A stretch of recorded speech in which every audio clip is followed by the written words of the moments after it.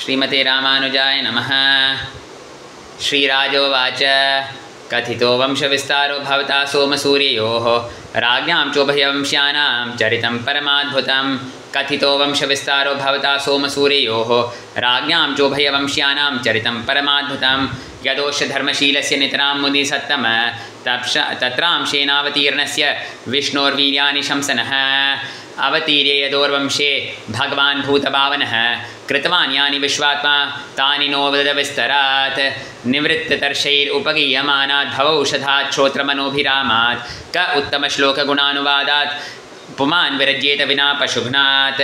पितामहा मे समरे मरञ्जयैर्देवव्रताद्यादिरथैस्तिमिङ्गलैः दूरतेयं कौरवसैन्यसागरं कृत्वा तरन् वत्सपदं स्म यत्प्लवाः।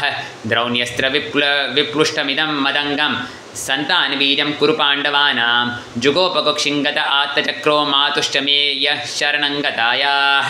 वीर्याणि तस्याखिलदेहभाजाम् अन्तर्बहिः पूरुषकालरूपैः प्रयच्छतो मृत्युमुपामृतं च माया मनुष्यस्य वदस्व विद्वन्। रोहिण्यास्तनय प्रोक्तो रामसङ्कर्षणस्त्वया देवक्या गर्भसम्बन्धः कुतो देहान्तरं विना। कस्मान् मुकुन्दो भगवान् पुतिर्गेहात् व्रजङ्गतः क वा संज्ञातभिः सार्धं कृतवान् सात्वतां पतिः। व्रजे वसन् किमकरोत् मधुपुर्याञ्च केशवः भ्रातरं चावदीत् कंसं मातुरद्धात् अदर्हनं।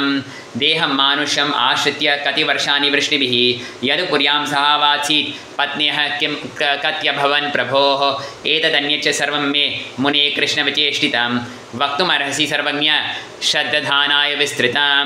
नैषाति दुस्सहा क्षुन्मां त्यक्तोदमपि बाधते पिबन्तं त्वन्मुखां भोजच्युतं हरिकथामृतम्। सुत उवाच एवं निशम्य भृगुनन्दन साधुवादं वैयासिकी स भगवानत विष्णुरातं प्रत्यर्च कृष्णचरितं कलिकल्मषघ्नं व्याहर्तुमारभत भागवतप्रधानः। श्रीशुक उवाच सम्यग् व्यवस्था बुद्धिस्तव राजर्षि सत्तम वासुदेवकथायान्ते यज्जाता नैष्ठिकीरतिः। वासुदेवकथा प्रश्नपुरुषान् स्त्रीन् पुनातिः वक्तारं प्रच्छकं श्रोत्रिंस् तत्पादसलिलं यथा। भूमिदृप्तनृपव्याजदैत्यानीकशतायुतैः आक्रान्ता भूरिभारेण ब्रह्माणं शरणं ययौ। गौर्भूता शृङ्गी खिन्ना क्रन्दन्ती करुणं विभोः उपतिष्ठान्तिके तस्मै व्यसनं समवोचत। ब्रह्मा तदुपाधार्य सह देवैस्तया सह जगामस त्रिनयनस्तीरं क्षीरपयोनिधेः। तत्र गत्वा जगन्नाथं देवदेवं वृषाकपिं पुरुषं पुरुषसूक्तेन उपतस्थे समाहितः। गिरं समाधाौ गगने समीरितां निशम्य वेदास्त्रिदशानुवाचः। गां पौरुषी मे शृणुतामराः पुनर्विधीयतामाशु तथैव माचिराम्। पुरैव पुंसावधृतो धराज्वरो भवद्भिरंशैर्यदुषूपजन्यतां स यावदुर्व्याभरमीश्वरेश्वरः स्वकालशक्त्या क्षपयञ्चरेद्भुवि। वसुदेवगृहे साक्षात् भगवान् पुरुषपरः जनिष्यते तत्प्रियार्थं सम्भवन्तु सुरस्त्रियः। वासुदेवकलानन्तः सहस्रवदनस्वराट् अग्रतो भविता देवो हरेः प्रियचिकीर्षया। विष्णोर्माया भगवती यया सम्मोहितं जगत् आदिष्टा प्रभुनांशेन कार्यार्थे सम्भविष्यति। श्रीशुक उवाच इत्यादिश्यामर्गणान् प्रजापतिपतिर्विभुः आश्वास्य च महीङ्गीर्भिः स्वधां परमं ययौ। शूरसेनो यदुपतिः मथुराम् आवसन् पुरीं माथुरान् शूरसेनान् च विषयान् भुजे पुरा। राजधानी ततस्साभूत् सर्वयादवभूभुजां मथुरा भगवान् यत्र नित्यं सन्निहितो हरिः। तस्यान्तु कर्हिचित् क्षौरिः वसुदेवः कृतोद्वहः देवक्या सूर्या सार्धं प्रयाणे रथमारुहत। उग्रसेनसुतः कंसः स्वसुः प्रियचिकीर्षया रश्मीन् हयानां जग्राह रौक्मैर्रथशतैर्वृतः। 400 पारिबर्हं गजानां हेममालिनाम् अश्वानामयुतं सार्धं रथानां च 300 दासीनां सुकुमारीणां देशते समलङ्कृते। दुहित्रे देवकप्रादात् याने दुहित्रिवत्सलः शङ्खतूर्य मृदङ्गाश्च नेतुर्दुन्दुभयसमं प्रयाणप्रक्रमेतात वरदद्वो सुमङ्गलां। पथि प्रग्रहिणं कंसम् आभाष्याः शरीरवाक् अस्या स्वामष्टमो गर्भो हन्तायां वहसे बुध इत्युक्तः खलपापो भोजानां कुलपांसनः भगिनीं हन्तुनारब्धं खड्गपाणिकचे गृहीत तं जुगुप्सितकर्माणं नृशंसं निरपत्रमं वसुदेवो महाभाग उवाच परिसान्त्वयन् श्रीवसुदेवोवाच श्लाघनीयगुणशूरैर्भवान् बोधयशस्करः स कथं भगवीन् हन्यात् स्त्रियम् उद्वाहपर्वणि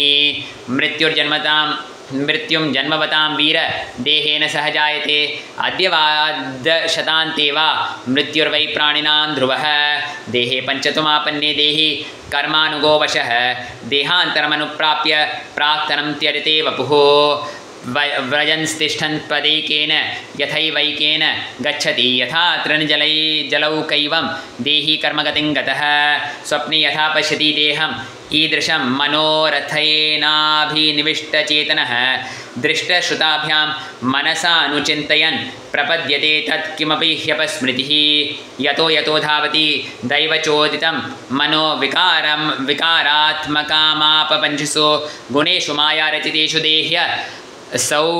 देह्यसौ प्रपद्यमानः सह तेन जायते ज्योतिर्यथैवोदकपार्थिवेष्वतः समीरवेगानुगतं विभाव्यते एवं समायारचितेष्वसौ पुमान् गुणेषु रागानुगतो विमह्यति तस्मान् कस्यचित् द्रोहम् आचरेत् स तथाविधः आत्मनः क्षेममन्विच्छन् द्रोग्दुर्वै परतो भयाम् एषा तमानुजा बाला कृपणा पुत्रिकोपमा हन्तुं नार्हसि कल्याणीम् इमां त्वं दीनवत्सलः श्रीशुक उवाच एवं स सामभिर्भेदैर्बोध्यमानोऽपि दारुणः न न्यवर्तत कौरव्यपुरुषादान् अनुव्रतः निर्बन्धं तस्य तन्यात्वा विचिन्त्यानकदुन्दुभिः प्राप्तं कालं प्रतिव्योढुम् इदं तत्रान्वपद्यत मृत्युबुद्धिमतापोह्यो यावद्बुद्धिबलोदयं यद्यसौ न निवर्तेत नापराधोऽसि देहिनः प्रदाय मृतवे पुत्रान् मोचे कृपणानिमां सुता मे यदि जायेरन् मृत्युर्वा न म्रियेत चेत् विपर्यो वा किन्न स्यात् गतिर्धातुर्दुरतया उपस्थितो निर्वर्तेत निवृत्तः पुनरापतेत् अग्निर्यथा दारुवियोगयोगयोः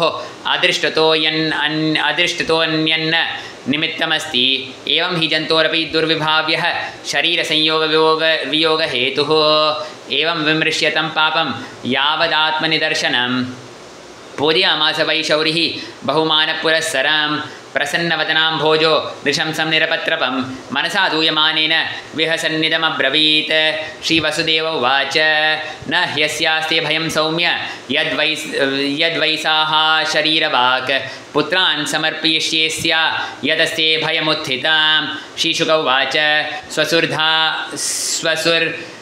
वधान् निववृते कंसस्तद्वाक्यसारवित् वसुदेवोऽपि तं प्रीतः प्रशस्य प्राविशद्गृहाम् अथ काल उपावृत्ते देवकी सर्वदेवता पुत्रान् प्रसुषुवे चाष्टौ कन्यां चैवानुवत्सरं कीर्तिमन्तं प्रथमजं कंसायानकदुन्दुभिः अर्पयामास कृच्छ्रेण सोनृताद् अतिविह्वलः किं दुस्सहन्नु साधूनां विदुषां किमपेक्षितं किं कार्यं कदर्यानां दुस्त्यजं किं धृतात्मनां दृष्ट्वा समत्वं तच्छौरेः सत्ये चैव व्यवस्थितिं कंसस्तुष्टमना राजन् प्रहसन्निदमब्रवीत् प्रतियातु कुमारोऽयं न ह्यस्मादस्ति मे भयम् अष्टमाद् युवयोर्गर्भान् मृत्युर्मे विहितः किल तथेति सुतमादाय ययावानकदुन्दुभिः नाभिनन्दत तद्वाक्यम् असतो विजितात्मनः नन्दाद्यात् ये व्रजे गोपाः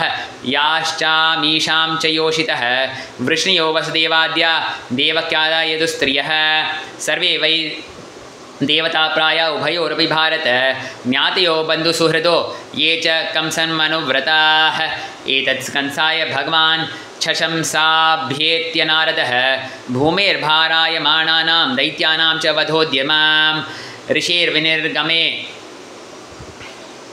कंसो यदोन्मत्वासुरानिति देवक्या गर्भसम्भूतं विष्णुं च स्वपदं प्रति देवकीं वसुदेवं च निगृह्य निगडैर्गृहे जातमहन् पुत्रं तयोरजनशङ्कया मातरं पितरं भ्रातॄन् सर्वांश्च सुहृदस्तथा गृह्णन्ति ह्यसूत्रिपो लुब्धाः राजानः प्रायशो भुवि आत्मानमिह सञ्जातं जानन् प्राग्विष्णाहतं महासुरं कालनेमिं यद्भिः स व्यरुध्यत उग्रसेनञ्च पितरं यदुभोजान्धकाधिपं